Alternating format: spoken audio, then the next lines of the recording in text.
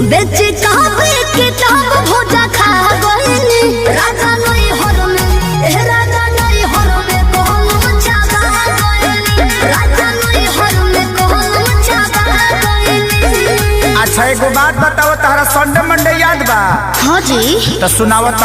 Sunday good, Monday very good, कंडे लवंडे ठंडे ठंडे। संतोष पागल बुझले बारू, मारम बहु फेंक देबू। गाय गाय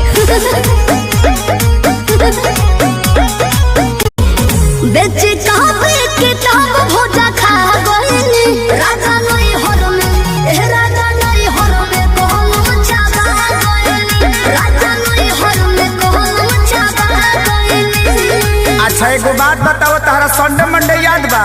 हाँ जी। तो सुनावत। Sunday good, Monday very good,